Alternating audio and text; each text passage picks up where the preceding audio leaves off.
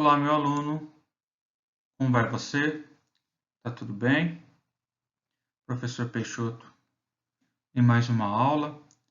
A gente vai tratar nessa aula sobre como escrever de modo efetivo a seção Introdução de um projeto de pesquisa.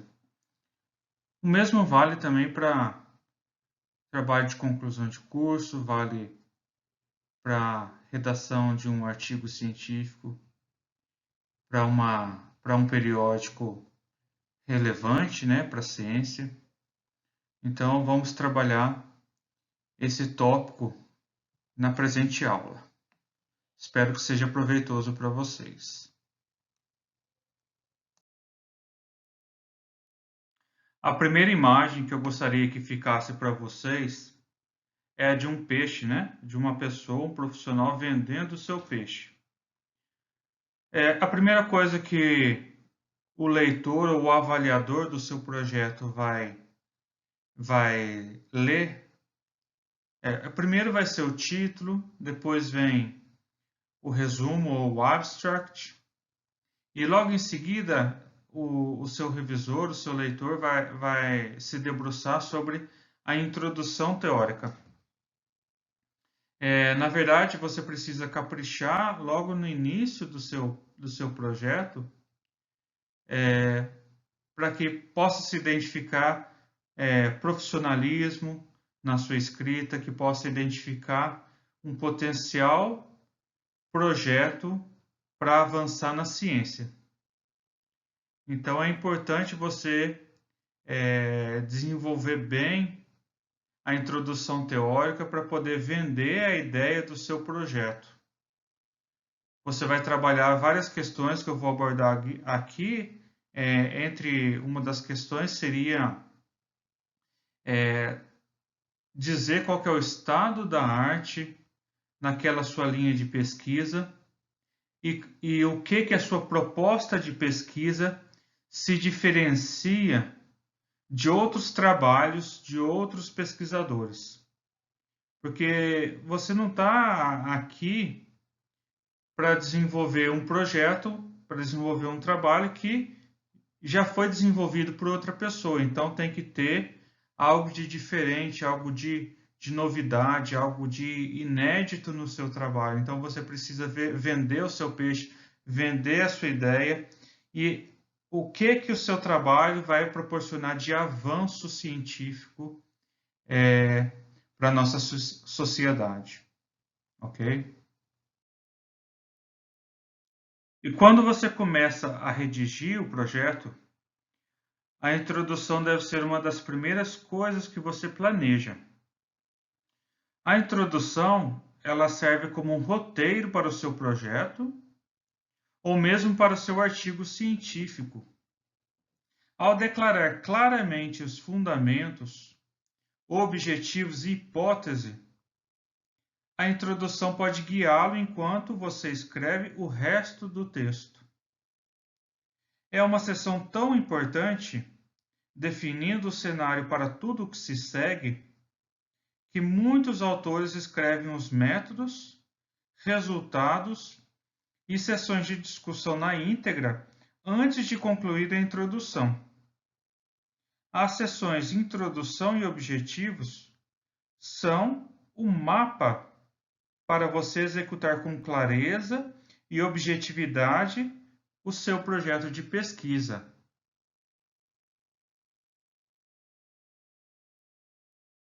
Não há regras e nem checklists. E gostaria de frisar isso mais uma vez, assim como eu fiz em aulas anteriores.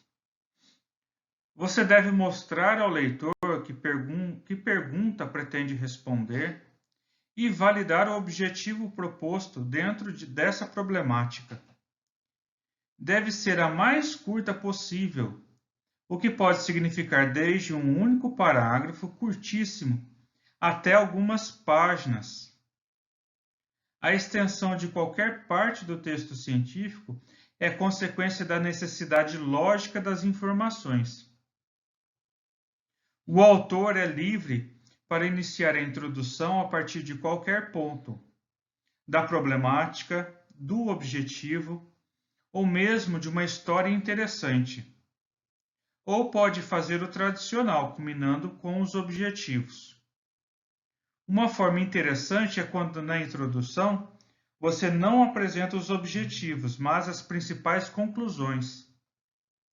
O pressuposto é que o leitor não lerá o trabalho para saber o que o autor obteve, mas por que achou interessante os achados. A argumentação na introdução segue exatamente os tipos lógicos de pesquisa que abordamos anteriormente neste conjunto de aulas. O autor deve pensar estrategicamente como melhor ordenar sua introdução, sabendo que a função será situar a problemática e justificar a proposta. Por exemplo, se a sua pesquisa é descritiva, deve fundamentar por que é importante ou necessário fazer essa descrição. Se é de associação, sem interferência entre as variáveis, mostre por que espera tal associação. Se pressupõe interferência, por que acha que a variável independente terá esse efeito? Enfim, de acordo com o objetivo, descobrirá a melhor forma de justificar. E um cientista não pode depender de protocolos e regrinhas para desenvolver essa argumentação. Um erro imperdoável que assola boa parte da ciência em nosso país é a separação entre introdução e justificativa. Isso afronta o pensamento lógico e mais atrasa a formação de novos cientistas, dificultando inclusive que se desenvolvam bons argumentos científicos. Nesse formato esdrúxulo, muitos colocam histórias da literatura na introdução e fazem as fundamentações do objetivo na justificativa. São erros desse tipo que contribuem para afastar um pesquisador da ciência de bom nível.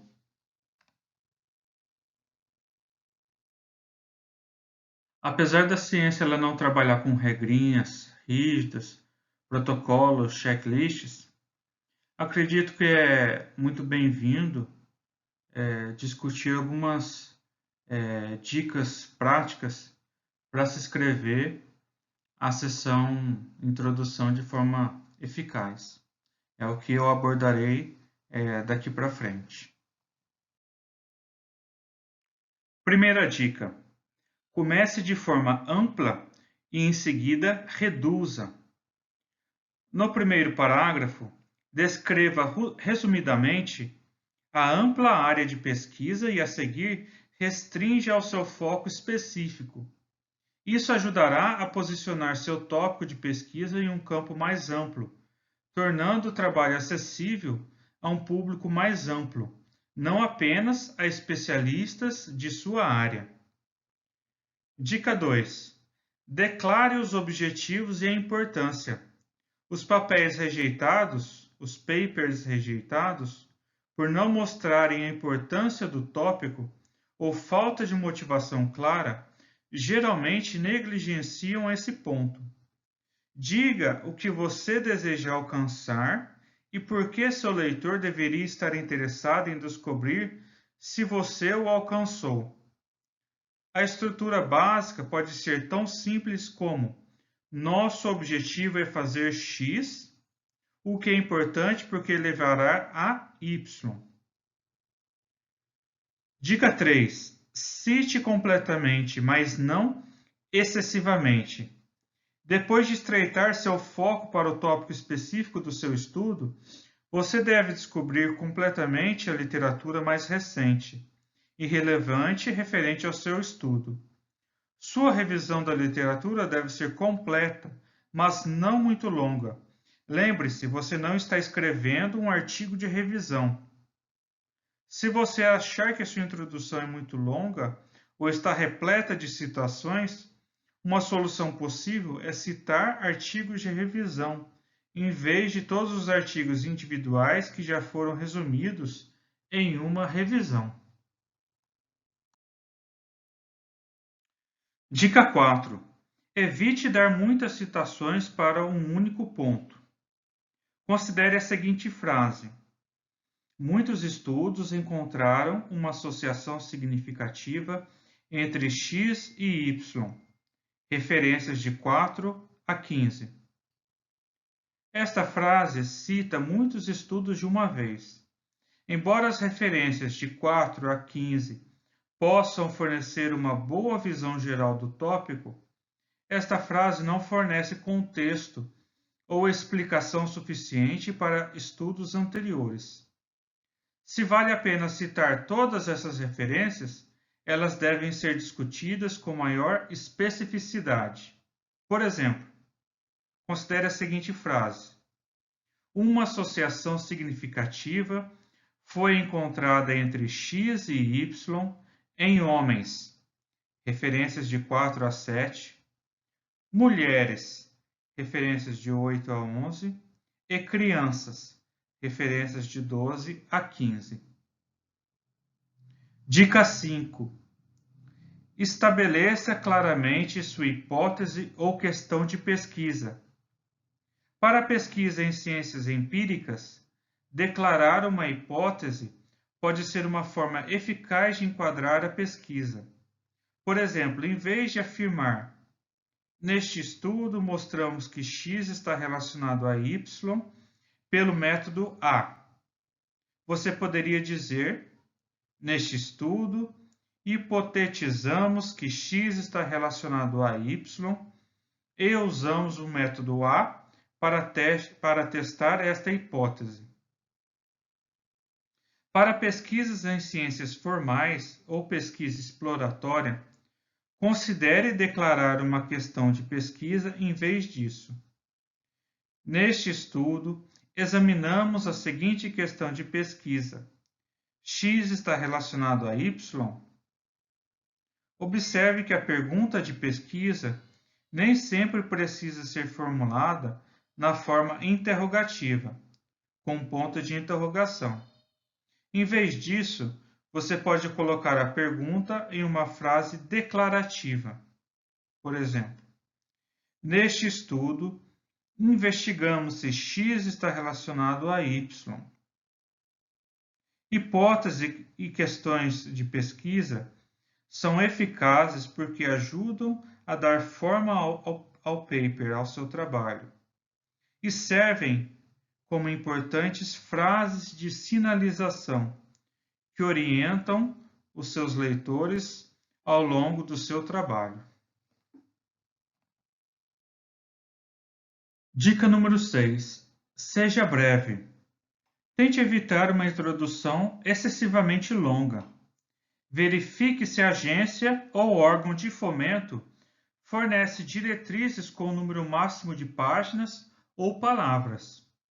Para artigos científicos, pode ser interessante utilizar de 500 a 1000 palavras. Dica número 7. Mostre, não diga. Um dos objetivos da introdução é explicar por que seu tópico de pesquisa vale a pena ser estudado. Uma das armadilhas mais comuns é simplesmente dizer: o assunto X é importante. Em vez de simplesmente dizer que o tópico é importante, mostre por que ele é importante. Por exemplo, em vez de escrever o desenvolvimento de novos materiais é importante para a indústria automotiva, você poderia escrever: o desenvolvimento de novos materiais é necessário para que a indústria automotiva produza veículos mais fortes e leves, o que irá melhorar a segurança e economia de combustível. Dica número 8. Não enterre seus leitores em detalhes. Na introdução, se seu artigo está em uma área que normalmente resume os principais resultados do estudo, antes de iniciar os métodos, você deve evitar declarar muitos resultados detalhados, porque esses resultados precisam ser desenvolvidos nas outras seções do seu paper, do seu trabalho, para ser devidamente compreendido. Em vez de dizer, descobrimos que o nosso algoritmo requer 55% da memória e 45% do tempo de computação do algoritmo convencional. Geralmente é melhor dar uma visão geral das descobertas na introdução. Aqui, comparamos o proposto algoritmo com um algoritmo convencional em termos de uso de memória e velocidade computacional, mostrando que o algoritmo proposto é menor e mais rápido. Alguns guias de estilo mais antigos sugerem reter o resultado principal para criar suspense. Mas agora, em periódicos em muitos campos, a medicina sendo uma exceção notável, encorajam dar uma prévia dos seus resultados principais na introdução. Meu querido aluno, obrigado pela sua companhia e espero ter ajudado você. Um forte abraço e até a próxima aula.